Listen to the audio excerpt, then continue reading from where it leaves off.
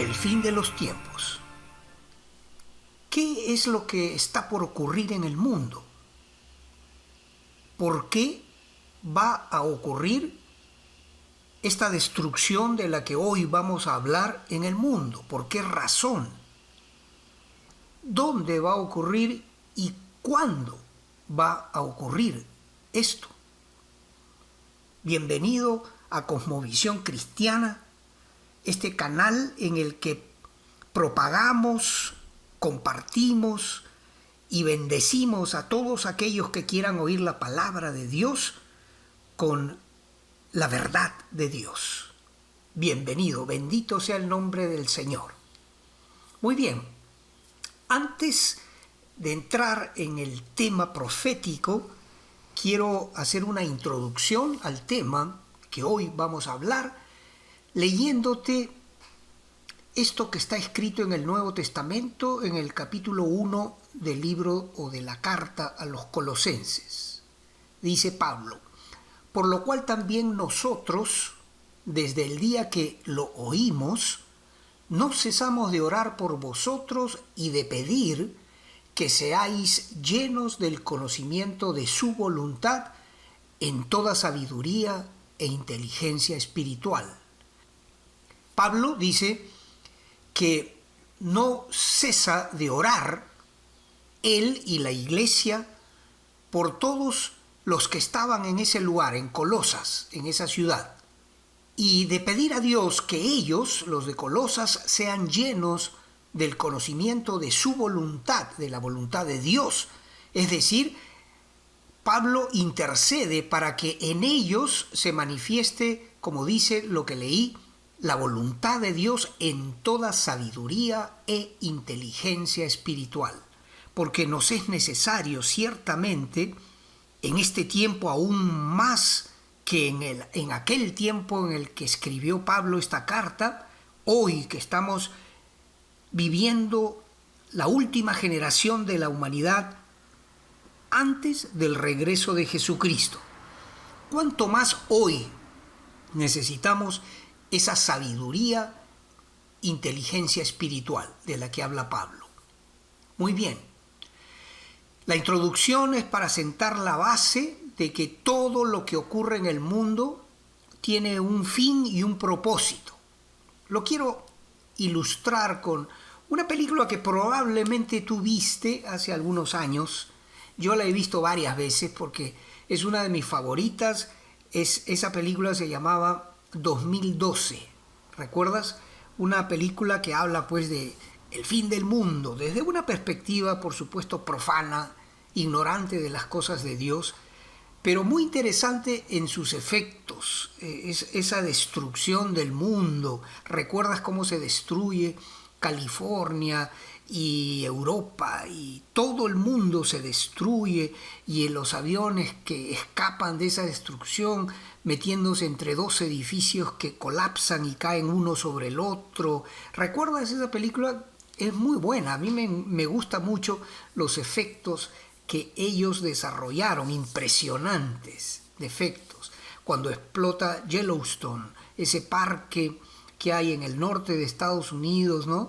Y todo el mundo se trastorna y se transforma y se destruye. Lo malo de esa película, si tú la ves de principio a fin, al final de la película hay un grupo de gente que se salva en arcas de Noé modernas, ¿no? Fabricadas en acero, enormes, varias de ellas, y que habían sido fabricadas en China, y la gente pues que tenía muchísimo dinero, los multimillonarios, habían comprado cupos para poder entrar en esas arcas de Noé modernas que los salvarían y los harían llegar a buen puerto en el lugar o al lugar en donde comenzaría de cero otra vez la civilización humana, ¿no? ¿Recuerdas? Ese es el argumento de la película. Ahora, lo malo de la película es que no habla una sola palabra de aquel a quien pertenecen todas las cosas, de Jesucristo. Porque mira, voy a terminar de leer Colosenses 1, en el verso 17. Dice así: Él es la imagen del Dios invisible, el primogénito de toda creación. ¿De quién está hablando? De Jesucristo. La imagen del Dios invisible, el primogénito de toda creación. Porque en Él fueron creadas todas las cosas. En Cristo fueron creadas todas las cosas, las que hay en los cielos y las que hay en la tierra, visibles e invisibles, sean tronos, sean dominios, sean principados, sean potestades, todo fue creado por medio de Él y para Él. Pon atención a esto último. Todo fue creado por medio de Cristo y para Cristo. Eso dice la Biblia. Y Él, Jesucristo, es antes de todas las cosas. Y todas las cosas en Él subsisten. Bendita sea la palabra de Dios. Acá hay una enseñanza maravillosa. Pablo, intercediendo por los de Colosas, está orando que ellos reciban esa sabiduría e inteligencia espiritual para que puedan entender que la imagen del Dios invisible es Jesucristo, que todas las cosas han sido creadas por Él y para Él, por medio de Cristo y para Cristo, y que Él, el Señor Jesucristo, es antes de todas las cosas y que todas las cosas en Él subsisten. ¡Wow! ¡Qué belleza! ¡Qué belleza! ¡Qué grandeza de nuestro Señor Jesucristo! Por eso Isaías en el capítulo 9 dice que Jesús es el admirable, el consejero, el Dios fuerte, el Padre eterno, el príncipe de paz. Gloria sea al nombre de nuestro Señor Jesucristo. Muy bien, esta película pues a la que hago referencia es muy interesante como para un domingo en la tarde o cualquier momento, cuando quieras ver una película entretenida, pues entretente con esa película, pero no creas en que el mundo pudiera salvarse sin Cristo, como la película esa muestra, ¿no? Gracias al esfuerzo humano y a esas arcas de Noé modernas, gigantescas, hechas ya no de madera, sino de acero, con electrónica y con todo eso, finalmente salva a un montón de miles de personas y las lleva al África, donde comenzaría otra vez la civilización humana. No es así, no va a ser de esa manera, sino que todo va a ser de acuerdo al plan de Dios y ejecutado por aquel de quien son todas las cosas, de quien creó todo lo visible y lo invisible, el reino angelical, el reino de Dios, el reino espiritual y el material también, el cosmos, el universo, las galaxias, la Tierra. Todo fue creado por Cristo y para Cristo, para Él. Él es el Señor, bendito sea su nombre. Puesta esta introducción, ahora recién puedo contestar las preguntas que quiero contestar hoy. Si es que el tiempo me lo permite, de repente tenemos que dividir este estudio en partes, pero vamos despacio, nada nos persigue, tenemos tiempo para desarrollarlo con la guianza y la ayuda del Espíritu Santo. Ok, 3 preguntas. ¿Qué va a pasar en el mundo? Número 2, ¿por qué tiene que ocurrir eso que va a ocurrir? Y número 3, ¿dónde y cuándo van a ocurrir estas cosas? El fin de los tiempos. Recuerda, el título de este estudio es El fin de los tiempos. ¿Qué es lo que va a ocurrir?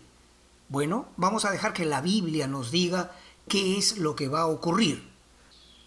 Isaías 24, toma notas, agarra tu cuaderno, un lapicero y toma notas para que tú después verifiques que con tus propios ojos que lo que estamos estudiando está escrito en la Biblia.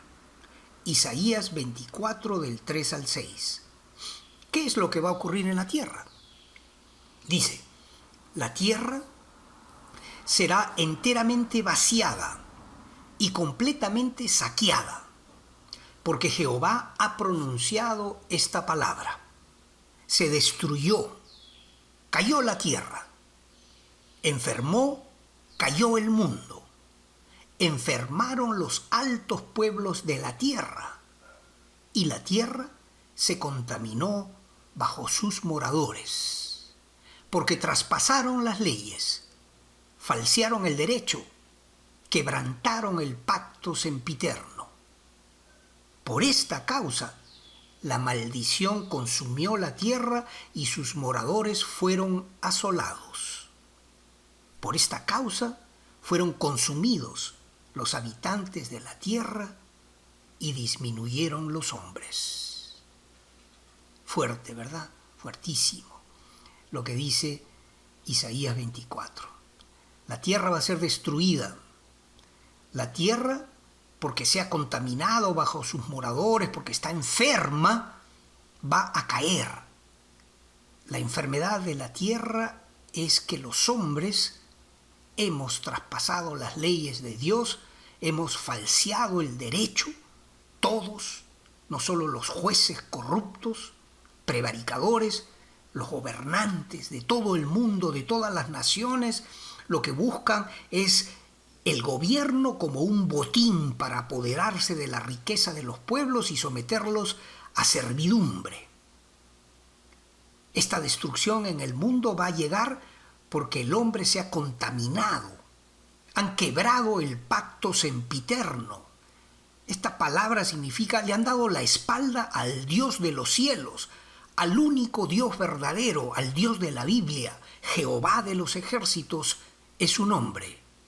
Y por esta causa, la maldición consumió, dice la profecía, la tierra. Y sus moradores han sido asolados.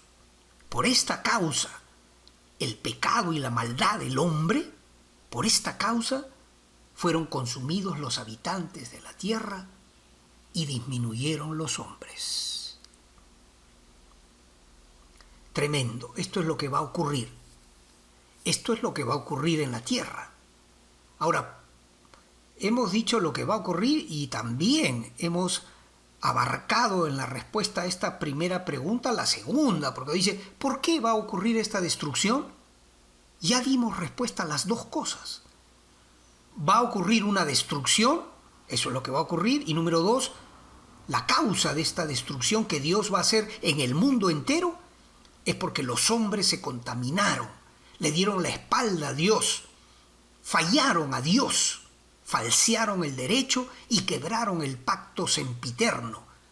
Se burlaron o pretendieron burlarse del Dios de los cielos que ha escrito un libro para nosotros que nos dice cómo tenemos que vivir nuestras vidas de tal manera de que sean agradables nuestras vidas a Dios y que podamos recibir lo que Dios quiere dar a los hombres que le son fieles.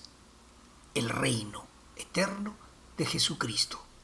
Por haber el hombre faltado a Dios de esta manera, es que va a ocurrir esta destrucción. Ahora, ¿cuándo va a ocurrir esto? ¿Cuándo? ¿Acaso nosotros los hombres podemos saber el día que va a ocurrir estas cosas o la época en la que van a ocurrir estas cosas? Todos los que conocen un poco de Biblia saben que el día y la hora nadie lo sabe sino solo el Padre que está en los cielos. Ni aun los ángeles saben el día del juicio final de Dios. Sin embargo, en los evangelios está escrito de labios del propio Señor Jesús que nosotros tenemos que saber reconocer las señales de los tiempos, que cuando veamos que la higuera reverdece, que echa ramas nuevas, flores y se llena de follaje, sabemos que el verano está a las puertas.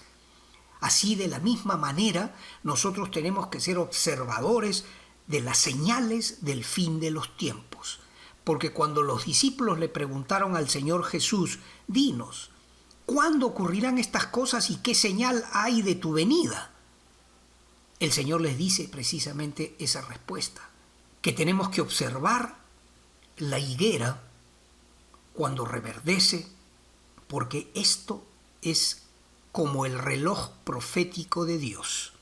Cuando veamos las señales que están escritas en Mateo 24 y en otros pasajes de los evangelios también, cuando veamos que estas cosas comienzan a suceder, dice el Señor: erguíos y levantad vuestra cabeza, porque vuestra redención está a las puertas. ¿Qué señales? Son muchas, tantas, que merecen un estudio aparte, pero hoy por lo menos te doy, digamos, los títulos de estas señales que van a ocurrir del fin de los tiempos.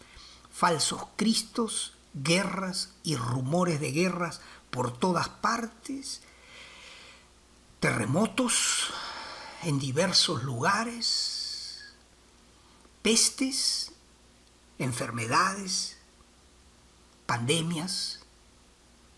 El carácter de los hombres postreros va a ser que son amadores de sí mismos y de los deleites y no de Dios. Además, la ciencia se va a aumentar y los hombres se moverán de un lugar a otro, la migración masiva de pueblos que buscan un lugar en donde encontrar oportunidades de vivir mejor, ¿verdad? Millones de personas se mueven de aquí para allá. Todo eso está profetizado. Todas estas cosas son señales cumplidas. Ya, todas han sido cumplidas. Nada falta que se cumpla para que empiecen a suceder las cosas del tiempo del fin. Muy bien. Ahora, ¿cuándo van a ocurrir estas cosas? La respuesta la tenemos en el libro de Jeremías capítulo 30. Ponga atención. Dice: porque he aquí que vienen días, dice Jehová, en que haré volver a los cautivos de mi pueblo Israel y Judá, ha dicho Jehová, y los traeré a la tierra que di a sus padres y la disfrutarán. Estas, pues, son las palabras que habló Jehová acerca de Israel y Judá, porque así ha dicho Jehová: hemos oído voz de temblor, de espanto y no de paz. Inquirid ahora y mirad si el varón da a luz, porque he visto que todo hombre tenía las manos sobre sus lomos, como mujer que está de parto, y se han vuelto pálidos todos los rostros. ¡Ah! ¡Cuán grande es aquel día! Tanto que no hay otro semejante a él. Tiempo de angustia para Jacob, pero de ella será librado. En aquel día, dice Jehová de los ejércitos, yo quebraré el yugo de tu cuello y romperé tus coyundas, y extranjeros no lo volverán más a poner en servidumbre, sino que servirán a Jehová su Dios y a David su rey, a quien yo les levantaré. Qué interesante, ¿verdad? El tiempo del fin está relacionado al pueblo de Dios, que es el pueblo que Dios escogió para que sea suyo, el pueblo de Israel. ¿Cuándo van a ocurrir las cosas del fin? Pues el reloj profético de Dios es Israel. Dice, comienza este pasaje que leí diciendo: haré volver a los cautivos de mi pueblo Israel y Judá, ha dicho Jehová. O sea, las cosas del tiempo del fin van a ocurrir en el contexto de la restauración nacional de Israel. ¿Cuándo ocurrió eso? Porque Israel, que fue esparcido, destruido por el imperio romano en manos del emperador romano, Israel fue no solo sujeto a servidumbre, sino después destruido el templo y esparcido los moradores de Israel por todo el mundo. Ocurrió hace 1900 y pico de años, cerca de 2000. En el año 70, Israel fue destruido y ocurrió la diáspora del pueblo de Israel. Fueron esparcidos por todas partes del mundo y nunca más fueron reunidos en su tierra, sino hasta cuando Ben Gurión, el 14 de mayo de 1948, después del holocausto de Hitler en la Segunda Guerra Mundial, quien mató a 6 millones y más de judíos y otras etnias también, 2 millones de polacos también fueron muertos por ese tipo de anticristo, ese malvado hombre que fue Hitler. Pues Dios dice que Él traería otra vez a su pueblo a la tierra que Él les dio, porque recuerda Génesis cuando Dios le dice a Abraham: en ti serán benditas todos los pueblos de la tierra y yo te daré por heredad perpetua una tierra que será tuya para siempre. Israel no es un invasor, como pretenden los palestinos decir que Israel ha tomado tierra que les pertenece a ellos. Porque qué mayor título de propiedad, qué mejor título de propiedad que la voz y la palabra escrita de Dios, que dice que Dios entregó a Israel esa tierra. Muy bien, entonces, ¿cuándo van a ocurrir las cosas del tiempo del fin? Cuando Israel sea restaurado físicamente a su tierra, cosa que ya ocurrió hace 70 y tantos años. Ahora bien, no es suficiente la restauración física de Israel. Hoy no tengo el tiempo, no lo puedo acomodar en este estudio, pero si tú leyeras, ojalá lo hagas, los capítulos 36, 37, 38 del libro de Ezequiel, entenderías mejor esta clave de la profecía bíblica que hoy estoy compartiendo contigo. Si además tú leyeses los capítulos 9, 10 y 11 del libro de Romanos, en el que Pablo explica el plan de Dios para Israel, que ellos también, después de que toda la iglesia de Dios, que Dios va a salvar por el milagro de amor de Jesucristo, después los judíos también reconocerán a Cristo al final de los tiempos, en la batalla de Armagedón, en los últimos eventos de la humanidad. Ellos, los judíos, por fin reconocerán a aquel a quien han negado 2000 años. Reconocerán a su Mesías. Por fin sus ojos serán abiertos y el velo que cubre su entendimiento será quitado. Y por fin vendrá la salvación de Israel, la salvación ya no solo física de restauración nacional que ocurrió desde 1948 hasta ahora, sino su restauración espiritual para que Dios los bendiga y cumpla todas las promesas que les ha hecho en toda la historia. Es un pueblo pequeño en número y pequeño en territorio, porque si tú comparas lo que Israel posee como territorio y lo pones al lado de lo que los árabes tienen en el Medio Oriente, pues es realmente un territorio pequeño, pero es el pueblo de Dios. Entonces, ¿cuándo van a ocurrir estas cosas? En el contexto de la restauración de Israel.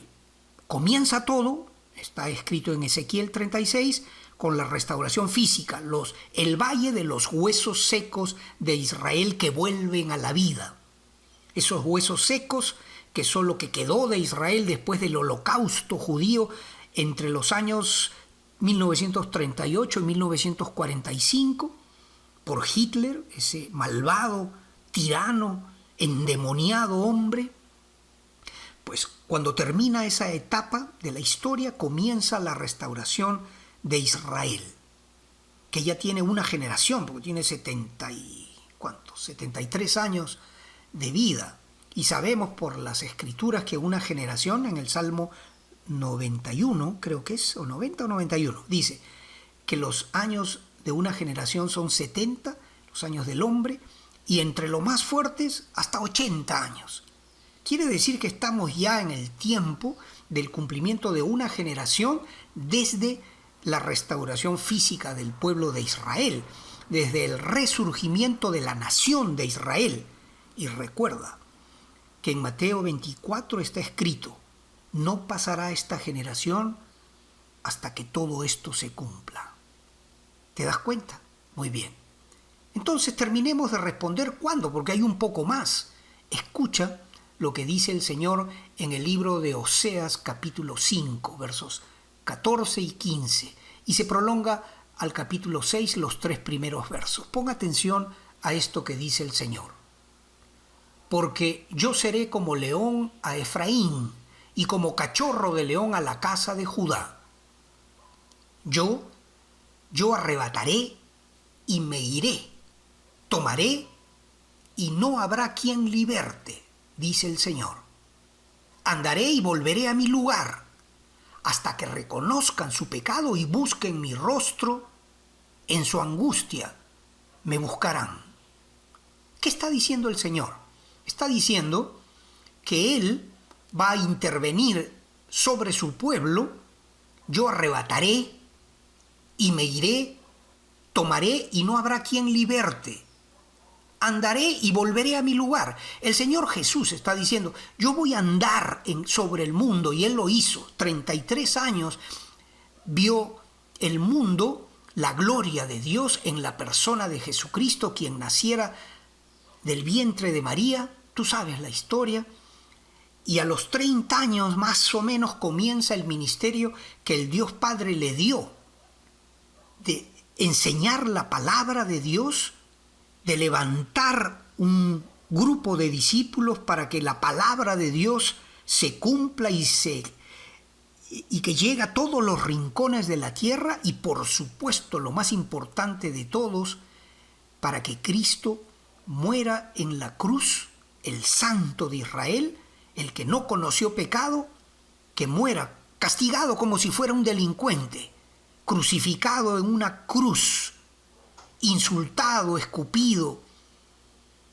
Murió Cristo en la cruz, siendo el Santo, para pagar el precio de todos nosotros los que querramos recibir ese milagro de amor, para que todos nosotros los que creamos en esta palabra recibamos el perdón de Dios, la justificación en la sangre de Cristo, la vida eterna, para que nos convirtamos en el templo del Espíritu Santo de Dios y para que nos volvamos en los verdaderos hijos e hijas de Dios. Porque no todos son hijos de Dios. Todos los hombres son criaturas de Dios, creados por Él. Pero sus hijos son los que oyen, creen y ponen por obra la palabra del Evangelio, la buena noticia que Dios nos da, que en Cristo somos salvos. Porque su nombre, Yeshua en hebreo, Jesús en español, Jesus en inglés, Jesús Cristo en portugués, y en todos los idiomas, Jesús significa el Salvador. Bendito sea su nombre. ¿Cuándo entonces van a ocurrir estas cosas del tiempo del fin? Van a ocurrir, dice el Señor. Pon atención a lo último que te voy a compartir esta mañana.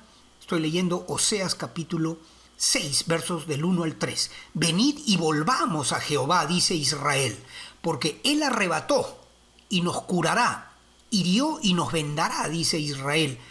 Nos dará vida, dice este pasaje, después de 2 días. Pon atención. Dios le va a dar vida a Israel después de 2 días. En el tercer día nos resucitará y viviremos delante de Él y conoceremos y proseguiremos en conocer a Jehová. Como el alba está dispuesta a su salida y vendrá a nosotros como la lluvia tardía y temprana a la tierra. ¿Cuándo va a venir el Señor a salvar a Israel? Después de 2 días. ¿Contados desde cuándo? Hermano, explícanos esto. ¿Cuándo se cuentan esos 2 días? Y bueno, ¿qué son 48 horas? No, son 2 días en la perspectiva divina. Pedro nos explica que para Dios un día es como 1000 años y 1000 años es como un día. Así que este pasaje de Oseas está hablando que después de 2000 años Dios salvaría ya completamente a Israel, que ya comenzó a ser restaurado, primero físicamente, desde 1948, ya lo dije. Pero falta su restauración más importante, su restauración espiritual. Falta que caiga el velo que cubre el entendimiento de los judíos para que por fin puedan reconocer a Jesucristo como su Mesías prometido, como su Rey y como su Salvador. 2 días. ¿Desde cuándo se cuentan esos 2 días? Desde que Cristo entregó su vida en la cruz. A partir de allí, cuando Cristo entregó su vida y fue crucificado y muerto en esa cruz, ¿cuándo ocurrió eso? En el año 33. Entonces hagamos una aritmética bien simple. Súmale 2000 años al año 33. ¿En qué época va a volver Cristo para terminar de salvar a su pueblo Israel? ¿Para darles el espíritu que aún no tienen? ¿Para quitar la ceguera espiritual de la que sufren? Aproximadamente, si tú le sumas 2000 al 33, va a ser en el año 2033. Por allí. Nadie sabe con exactitud el día y la hora, pero sí podemos reconocer las señales de los tiempos, de las que hablé al principio de este estudio.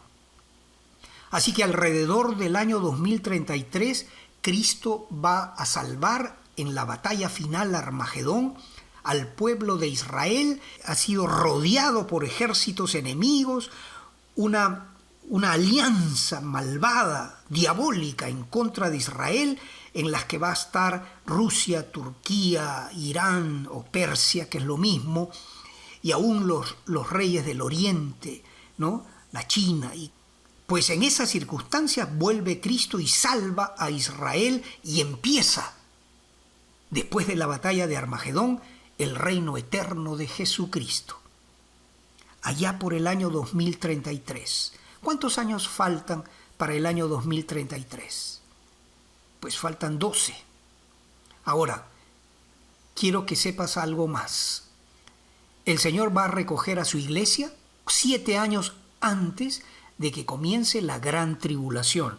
La iglesia de Cristo tiene que ser quitada de en medio para que Dios vuelva a iniciar el reloj profético del pueblo de Israel, cosa que está explicada en el capítulo 9 del libro del profeta Daniel. Dios va a quitar de en medio a la iglesia por múltiples razones que en otra oportunidad te explicaré.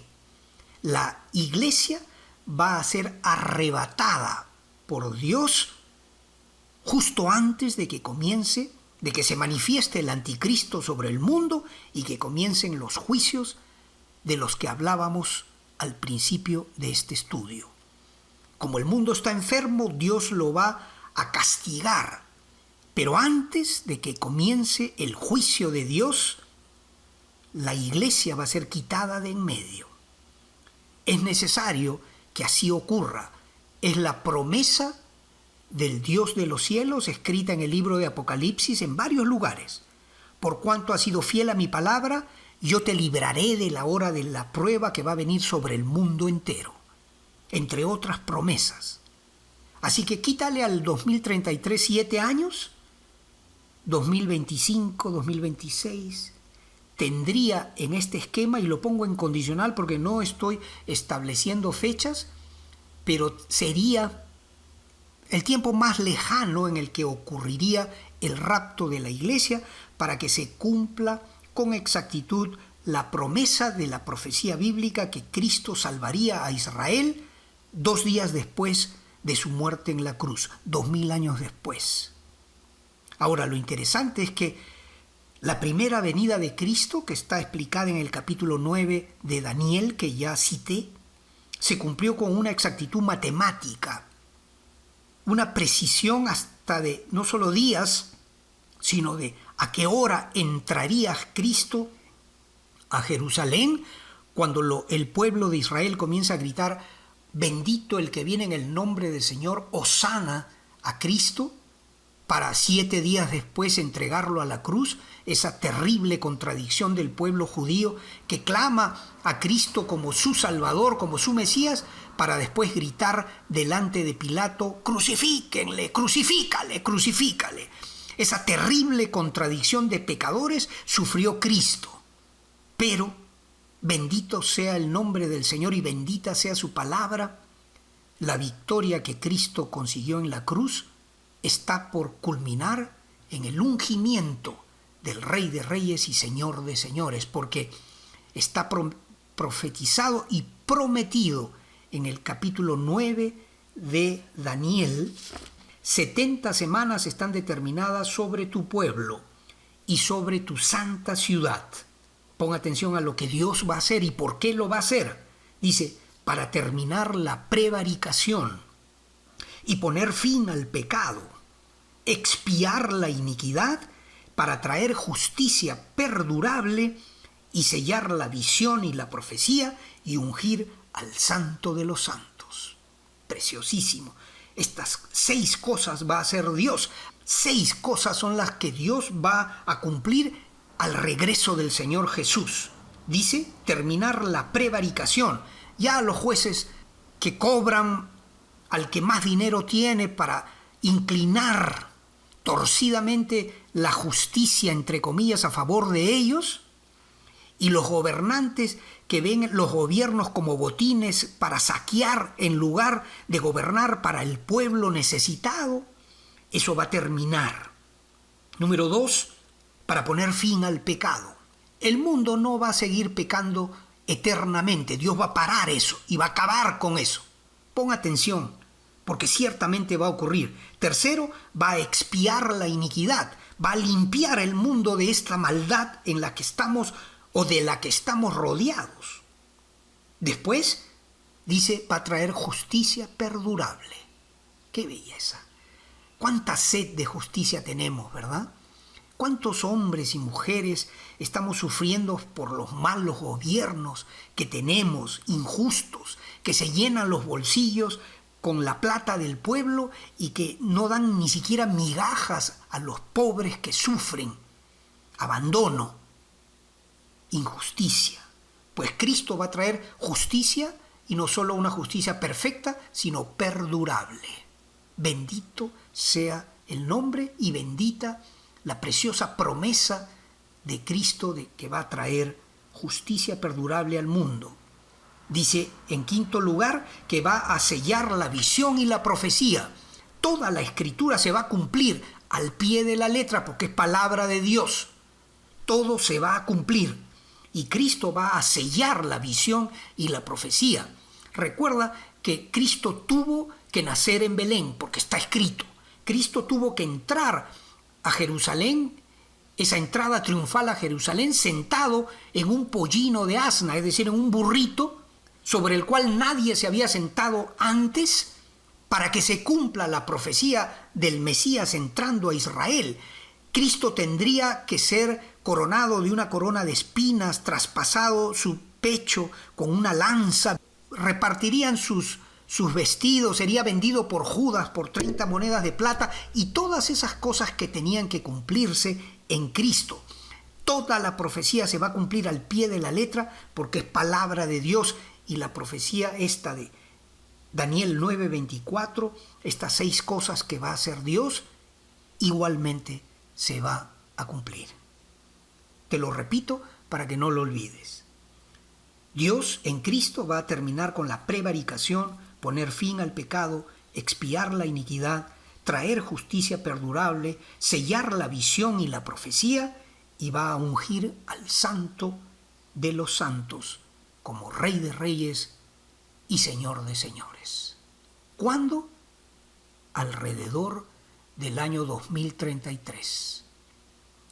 ¿Esto te concierne a ti también? Por supuesto que sí, porque si tú crees en Cristo, tendrás parte de los planes de Dios. Y si tú te burlas y prefieres darle espalda y no creer lo que hoy comparto contigo, tendrás parte con los impíos, con los pecadores, con los burladores de Dios. Tendrás parte de los juicios de castigo Pero no es eso lo que Dios quiere para ti. Lo que quiere Dios para ti es que tú también seas salvo, que recibas esta palabra, que creas en esta palabra, que limpies tu vida con confesión verdadera, auténtica, honesta, que te arrepientas delante de Dios y recibas lo que Dios te quiere dar.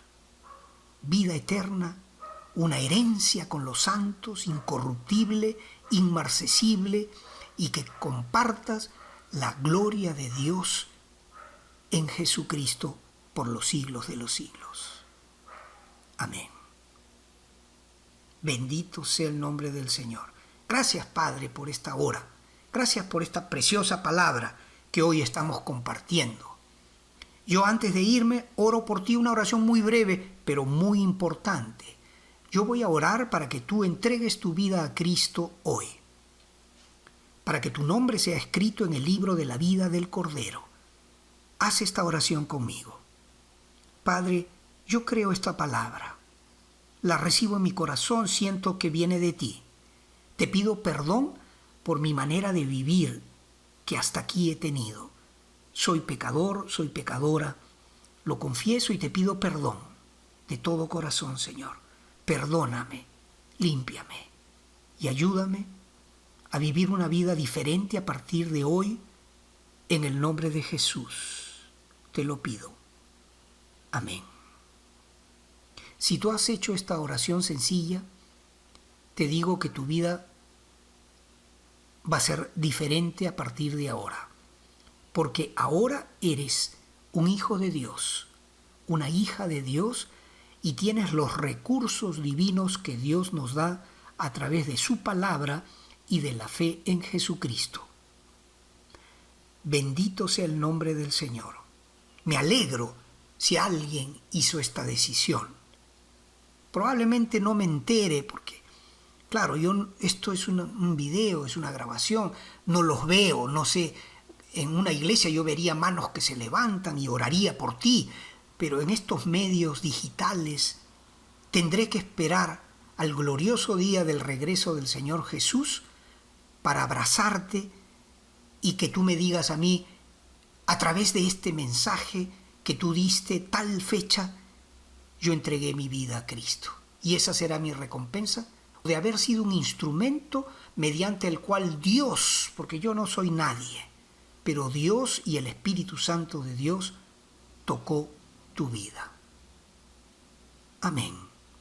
Dios te bendiga y Dios mediante, nos vemos en una próxima oportunidad.